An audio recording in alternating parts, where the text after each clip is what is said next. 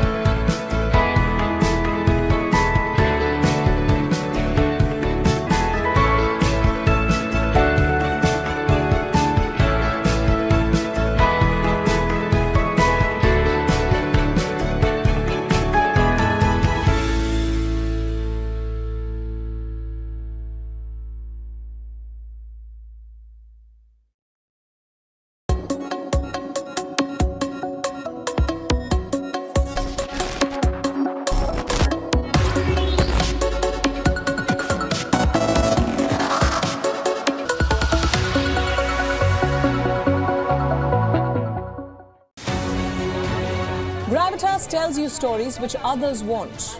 And tonight we will tell you about this new strategic map that is being drawn. They say your enemy's enemy is your friend. Is that the foundation of the new defense bridge between India and America? This is what separates us from others who claim to be telling you global stories that matter. In the last 3 days, WION has been traveling across Syria. You are in Latakia city right now. Tell us, what is the situation on ground? At Gravitas, we don't just tell you stories from selected countries from around the world. 2 years since the Myanmar military coup, the people of Myanmar continue to live in a nightmare. Because it does not suit their propaganda, or because they are too scared to speak truth to power.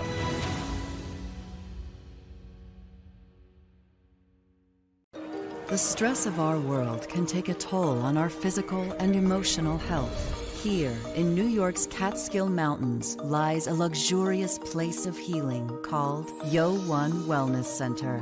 The WION Wellness Center provides 500,000 square feet of natural methods to manage diabetes, hypertension, chronic pain, obesity, depression, anxiety, and other conditions.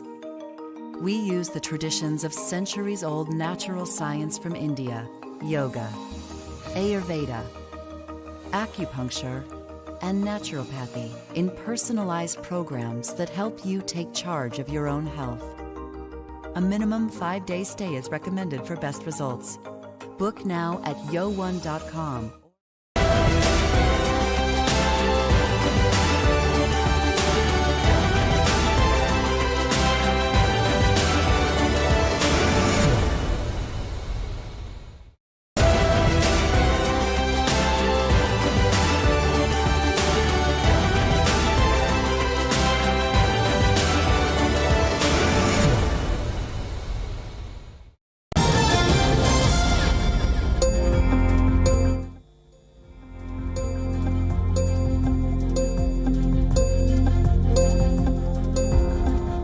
Hello and a warm welcome to WION World is One, broadcasting live from the British capital this hour. You're with me, Katie Pilbeam. Let's get to the headlines. After Imran Khan, at least 3 other senior leaders of his party are arrested, including Vice Chairman and former Minister Shah Mahmood Qureshi. The army is called into the capital, Islamabad, to maintain law and order.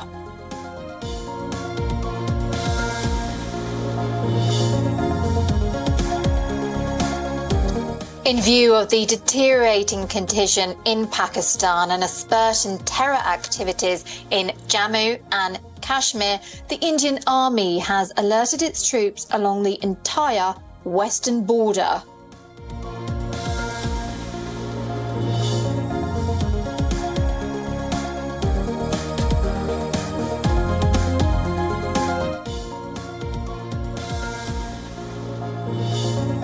A 5.4 magnitude earthquake shook Japan's capital, Tokyo, and the surrounding areas, including injuring several people and causing minor damage.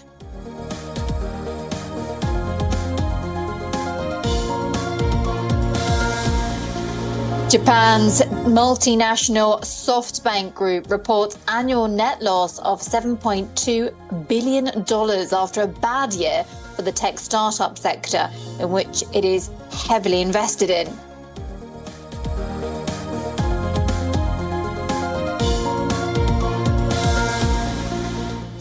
Golden State Warriors beat Los Angeles Lakers to stay alive in the Western Conference semifinals of the NBA. Stephen Curry shines for the defending champions with 27 points. He'll be at the free throw line. We are headed for a Game 6 as the Warriors beat the Lakers 121-106 in Game 5. And now 8-2 under Steve Kerr in these elimination games. Warriors by 8 with the ball. Curry lets it.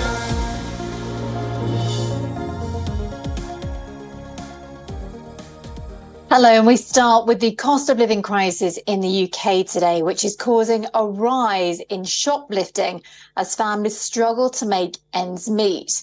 Well, one in 10, younger adults have admitted stealing items at supermarket checkouts over the last year as food prices soared. Well, the research by money-saving app Zip0 found that younger adults are suffering disproportionately, with 37% seeking financial support compared with 5% of those over 55. Well, overall, the cost of living increased sharply across the UK between 2021 and 2022. According to Zip0, 1 in 10 young adults, so that's a tenth of young adults, have admitted to stealing items from supermarket checkouts, and this is to cope with the cost of living crisis. Well, the situation is dire in the UK, with a tenth of adults, as I say, admitting to stealing now, and that's really to survive and to cope with the situation. Essentials we're talking about here, like the children's medication Calpol, are among the most commonly stolen items in the UK. Well, products like milk and cheese are increasingly being tagged with security codes. Well, according to media reports based on the latest data, shoplifting in England and Wales increased by 22% last year through to September. The number of cases of shoplifting jumped to 7.9 million last year. Well, that's about 5 million more than the number of cases between 2016 and 2017. A 2022 study found that shoplifting cost the British economy £660 million from the year 2021 to 2022. Food and fuel prices have remained extremely high. Inflation has persisted in the double digits for months, with the most recent figure a punishing 10.4%. Well, just to put that into context, the central bank's target is to keep inflation around 2% to tackle soaring price pressures. The Bank of England is set to hike rates for the 12th straight time. All eyes will be on the UK's central bank to understand what the future rate path looks like. Well, for more on this, delighted to be joined by Hilary Ingham, the UK economist at the Lancaster University. Thank you for joining us live here on WION. So it is a pretty dire situation, and it's sad to think that a lot of people, they're working very long hours, but they're still having to choose between eating and heating. Yes, we've been hit very badly in the UK. Of course, a lot of countries have faced pressure, with rising fuel prices and also food prices, mainly because of the war in Ukraine. But inflation does seem to be persisting at a higher level longer here in the UK. We don't seem to be very successful in bringing it down at the minute. Why is that? What's the main problem? We know energy prices are putting a lot of pressure on people.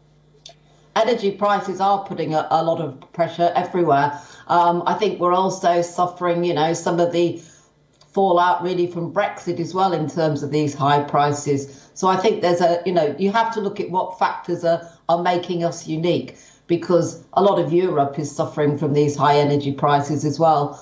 But also we've got labour shortages here as well. So labour shortages are pushing wages up. Pushing wages up will eventually put prices up. And, we've got great shortages, particularly, say, in the hospitality sector with restaurants. Some restaurants aren't even opening, 5 days a week for lunch and dinner. Some are restricting it to dinner service only, simply because they can't get the stuff at a rate they could afford to pay. It's really interesting you bring that up, because you mentioned Brexit as well. And of course, this is it's all related, isn't it? When we talk about labour shortages, especially you said in the likes of the hospitality industry, because we had many Europeans here that have left. Do you think Brexit is a big problem for the UK now? I think it's causing problems in the labour market. We did have a lot of European workers in the UK. We've talked about the hospitality sector, but also if you look to the social care sector, we had a lot of European workers there as well. So we've got a very, very tight labour market. And it is the case that Brexit has contributed to that. There is no doubt. OK, Hilary, thank you so much. Really interesting. A UK economist at Lancaster University. It's Hilary again. Thank you so much for your time. Thank you. Bye. Well, the British Prime Minister, Rishi Sunak, flying down to Southampton on a helicopter, has kicked up a storm within his own party.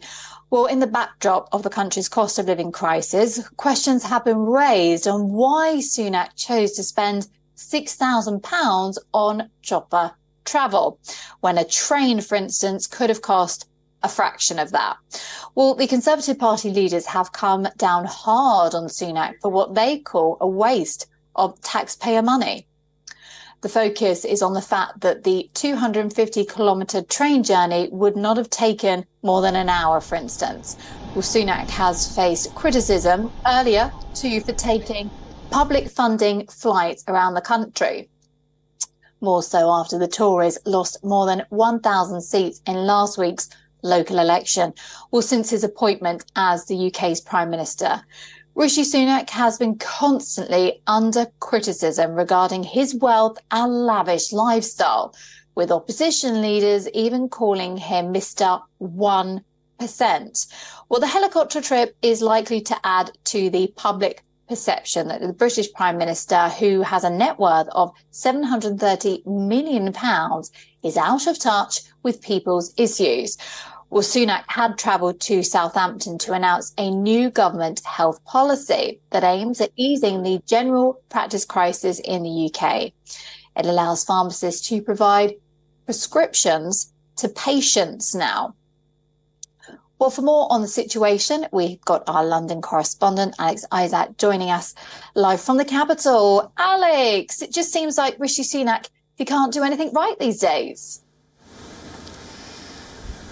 Well, he's definitely not getting himself embedded into the UK perception, that's for sure. And at this crunch time when we're heading towards a general election, it does seem a bit backhanded that he would do something so extravagant as this. Now, he also has been commented on for his A-list lifestyle. Keir Starmer mentioned that back in January when the Prime Minister took a trip via an RAF jet up to York. And again, he could have used public transport. But this recent visit down to Southampton, yes, he could have used the trains, but as Lib Dem have actually said, the trains aren't even running on time. And actually, we do have another train strike ahead of us tomorrow. Of course, they were just mocking and they were not suggesting that he should be taking helicopters or planes anywhere. But he should be really thinking about how this looks to the general public, talking about those prescriptions that pharmacists may be able to give out. Well, on the other hand, we also have prescriptions going up in England alone. So people are having to pay more for their prescriptions, whether or not they come from a GP or a pharmacist. And also when it comes to those trains, as I said there, we've got another train strike tomorrow, but also the cost of trains are also going up. These things are really affecting the day-to-day lives of the public, whether or not Rishi Sunak decides to take a helicopter or a plane, whatever form of transport he he may do. This is not going to be endearing him to the public, and he really does need that now, as Conservatives lost so much in those local elections, and they do need something miraculous to help them push through if they're going to look to win ahead of the next general election. Labour, Lib Dem are already talking about potential coalitions. Those rumours have already started, and the UK is genuinely quite fed up about how their government is looking to become more stars. They want to be A-listers rather than actually they work for the UK public, and they should be showing that more often. They are our government, and they should be doing more for the cost of living crisis that is continuing. And again, of course, you know, your earlier guest was talking about how inflation isn't coming down anytime soon, but that's what people really want. They want to hear.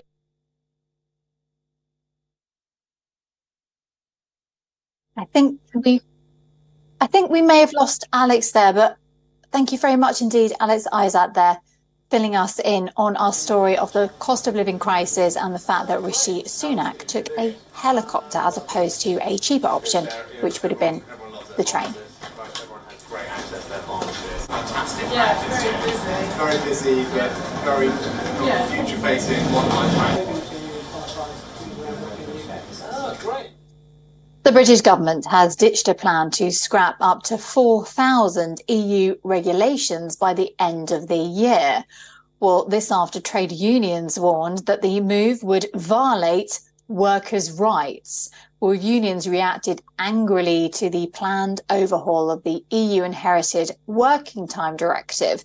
The plan capped the working week at 48 hours. Millions of Britons are struggling with a cost of living crisis, and a union chief said people in the UK are already working maximum hours to make ends meet. Well, London had promised a post-Brexit scrapping of the EU legislation when it left the bloc. UK Business Secretary Kemi Badenoch said the government had already revoked or reformed more than 1,000 or 4,000 EU laws since 2020. Well, she clarified, however, that the government would only scrap 600 EU laws this year amid risks of legal uncertainty. Well, the UK Trade Secretary also said that the retained EU law bill will help businesses cut costs. Opposition leaders as well as legal experts have hit out on the move to stick to these EU laws on working hours. Labour described the move as a humiliating U-turn. Experts also warned the UK government that the end-of-year deadline to scrap old EU laws is totally unrealistic.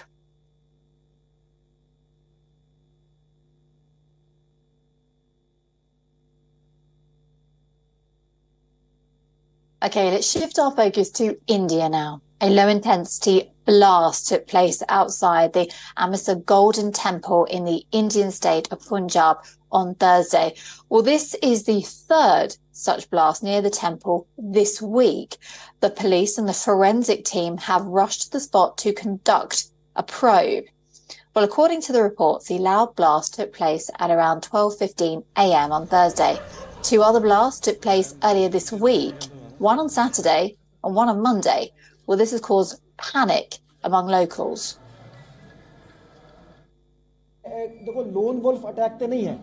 Clearly, this is not a lone wolf attack. Whether this was a self-radicalized module or whether they carried out the blasts under someone else's orders, we will know fully only after the complete investigation is done. The group has confessed to all the three blasts. Conclusively and very clearly, this case has been worked out. In the last blast, we discovered an IED on a phone. It has been clearly established through interrogation, CCTV footage, phones and tower locations that this module was behind all the three blasts. Well, after the third explosion during the wee hours of Thursday, Punjab police arrested 5 accused who had allegedly planned the blast. Police said the intention behind the blast was to disturb the peace in the area.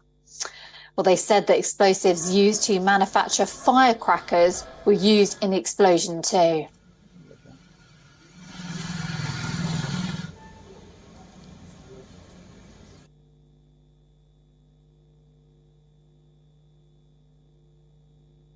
With great power comes great responsibility, and ChatGPT is no exception. Well, beneath its allure lies the potential for misuse and manipulation, which poses a threat to the integrity of information and society really as a whole. Wondering why we're telling you this? Well, all because a man in China who has been detained for allegedly using ChatGPT to generate a fake story about a train crash.